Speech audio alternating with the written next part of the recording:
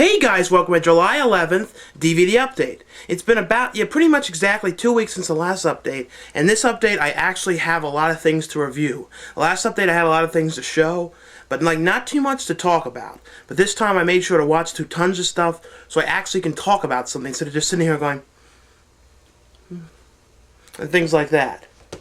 There are a few that I didn't watch though. The first one I got is the 30 Days, the complete second season. Now, I don't know if anyone's watched all these shows before, but they're from the guy who did the documentary Super Size Me. And he also did the new one that it came out in real limited release, Where in the World is Osama Bin Laden? Which I didn't get to see that one in theaters yet. It comes out in a few months, and I'm going to have to check that out. It hasn't gotten as good of reviews as the other one, but it still looks like it's pretty interesting.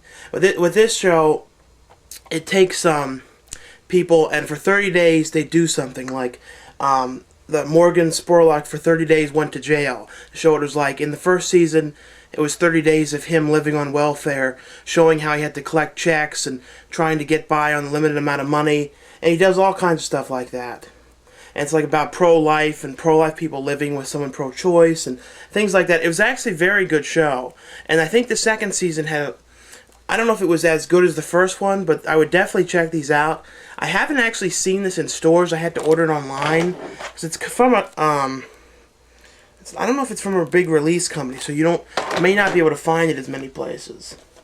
The next one I got, and this one, out of all the spoof movies that have come out in at least the last 3 or 4 years, I think this is one of the better ones because, Date Movie was terrible. Epic Movie was alright. It's watchable. Meet the Spartans is absolutely horrific. It starts off alright. In the beginning, you're like, wait a minute, maybe they're doing a spoof that's alright.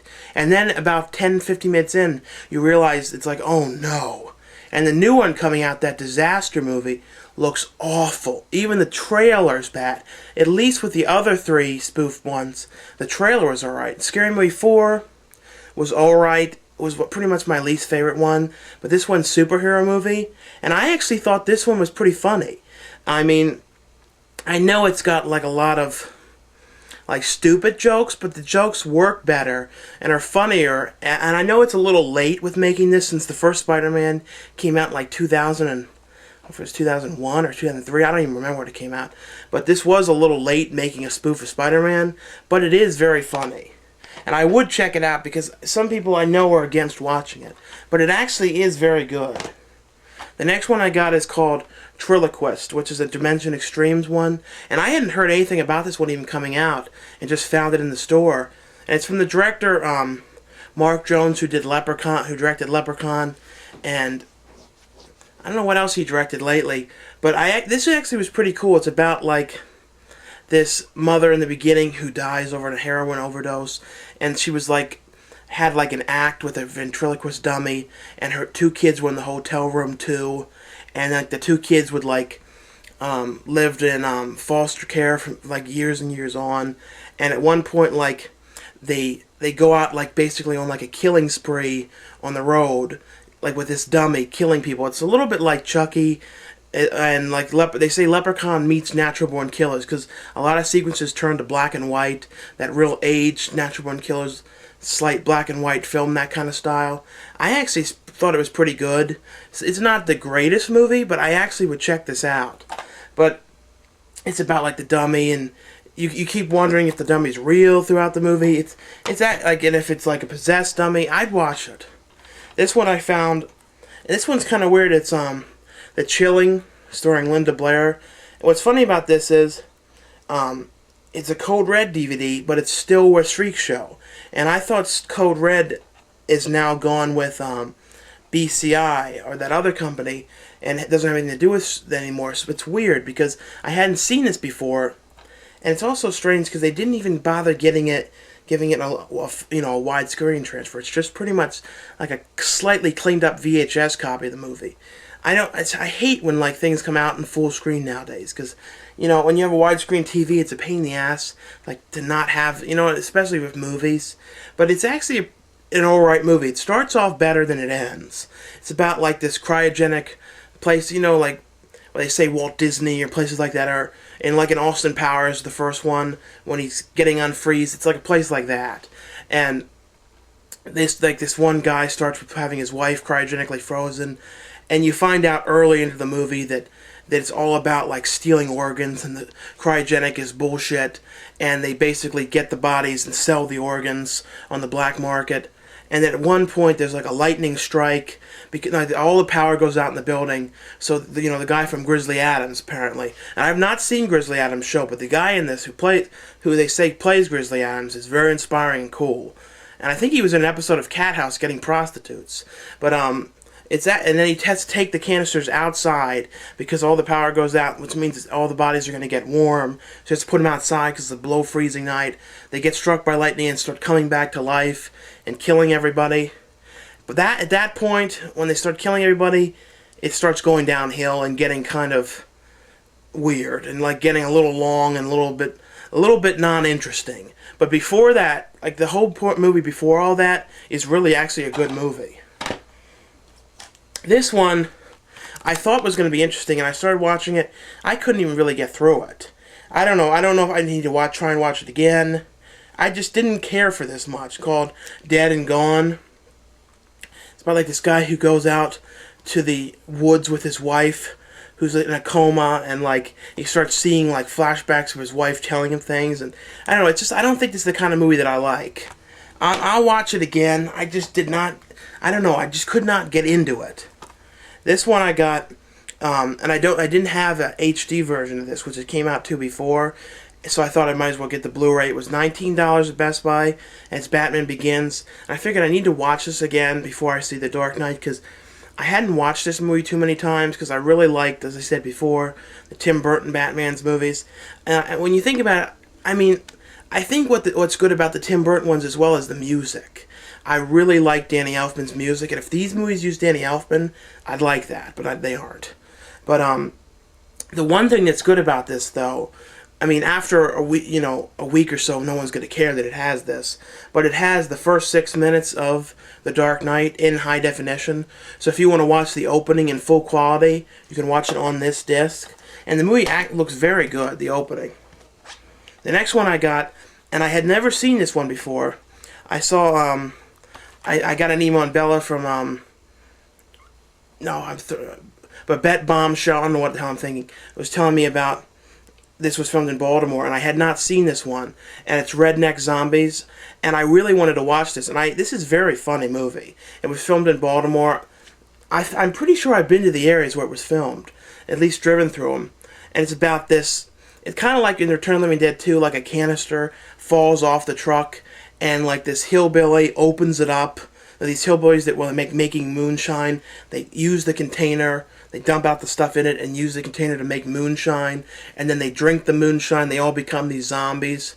At the same time, this like peculiar odd camping group, like they're sort of like, I guess there'd be like New Age kind of camping group going through the woods to go camping in a specific perfect spot, and the guy keeps on going, like, why don't we camp here? He's like, no, the best place I want to go has got a great open fields and a lake and a lake to pee in, or something like that. And he keeps talking about the goddamn lake to pee in. I like this a lot, though. I would check this out. It's from Troma.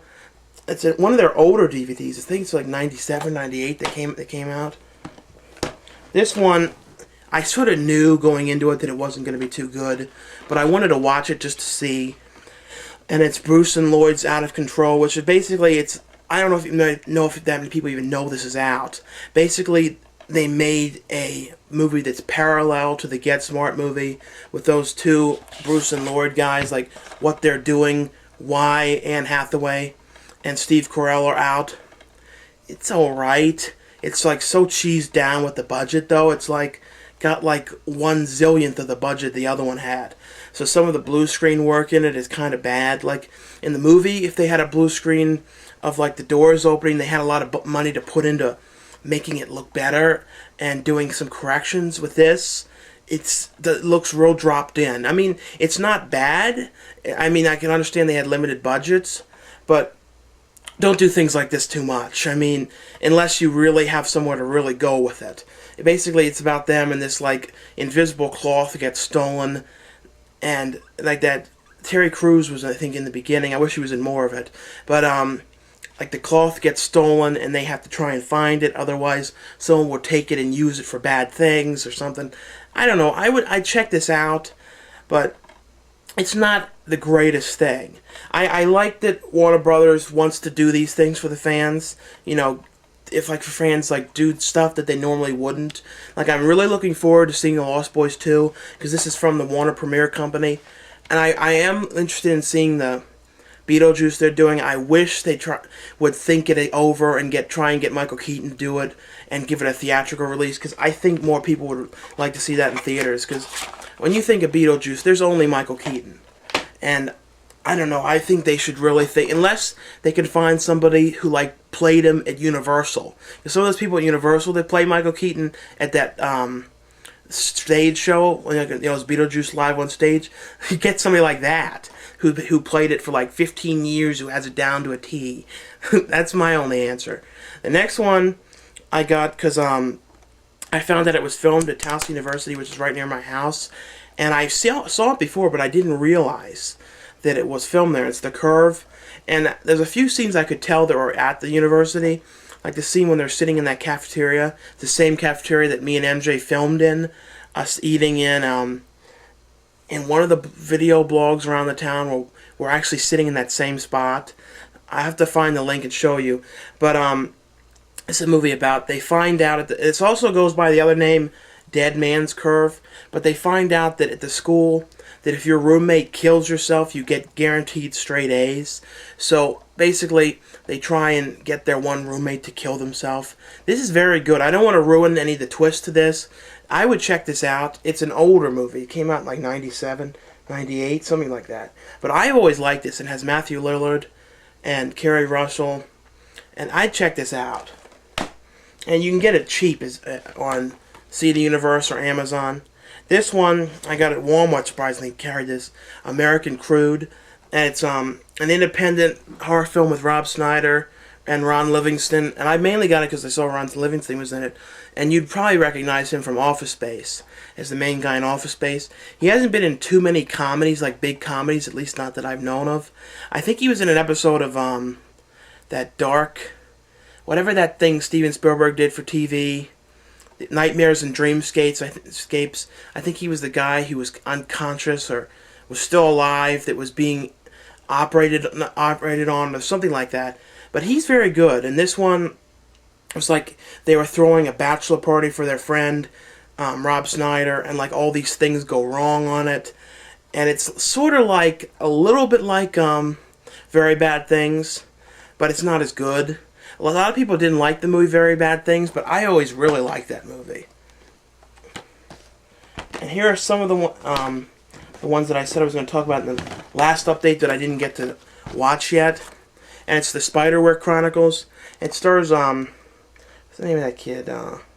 Freddie Highmore. It was weird in the beginning. For some reason I didn't know that he was playing two parts or something. In the beginning I kept thinking that other kid looked a lot like him. See, I didn't read the book or see the trailer. I didn't know shit about this movie.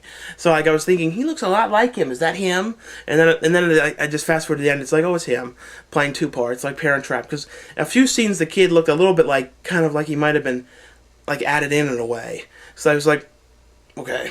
But I actually thought this was actually better than I thought it was going to be. It's like about this kid, they move into this like the sort of old rundown house. That seems to always happen in movies. Like families have to move into these like in the middle of nowhere, rundown but dukish houses for jobs. It's like, wait a minute, if you move to a job that far away and rundown and but dukish, wouldn't it take a long time to get to your job, ma'am?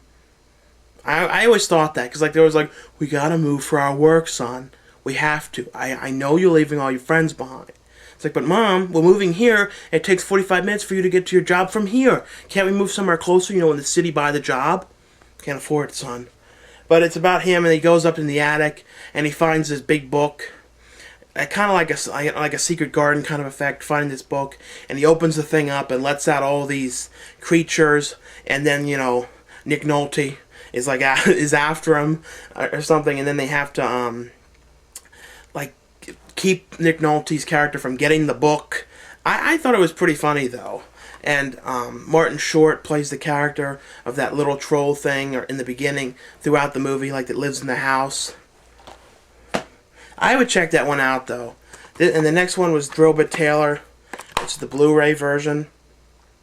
I don't know how everyone else felt about this movie. I know it didn't do extremely well at the box office, but I really liked it. I think everyone should watch this. It has a real, I mean, to me, for the most part, it has like a real 90-ish movie feel.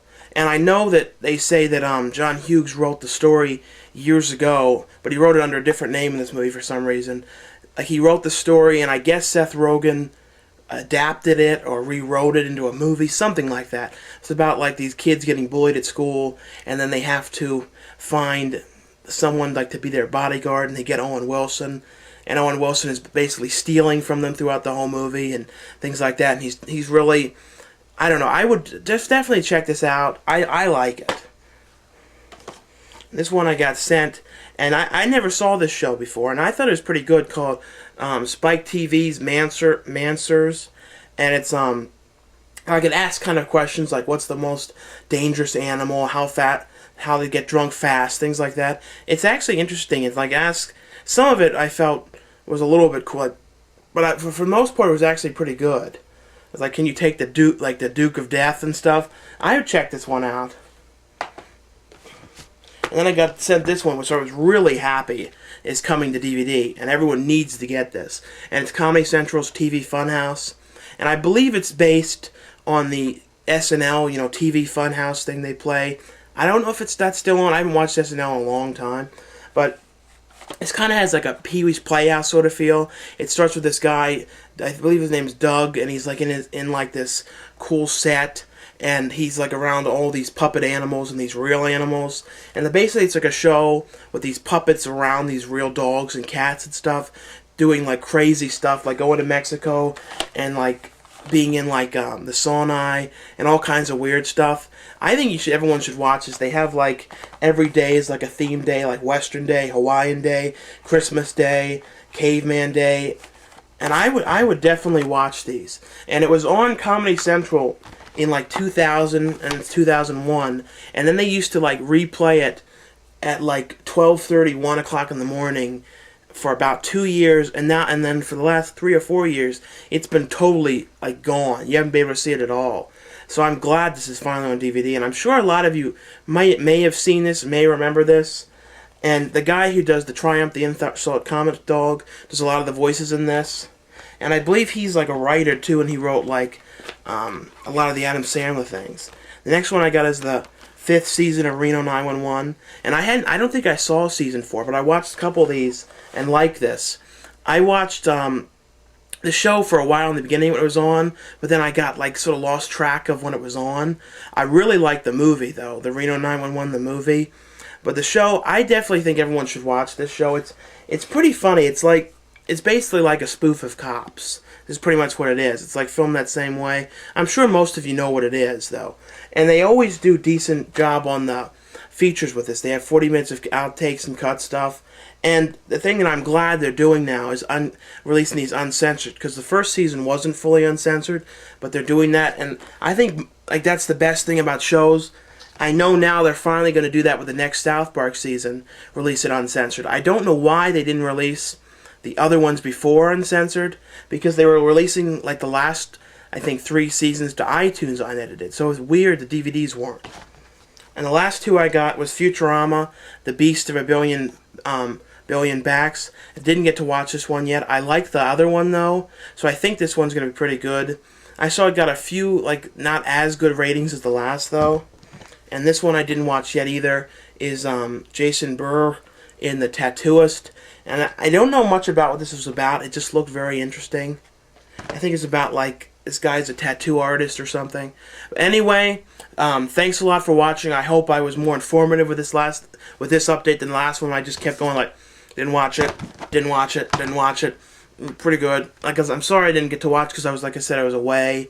And I'm going to be away again, but not for a little while though. But anyway, thanks a lot for watching and for subscribing and for sharing this all around. See you later.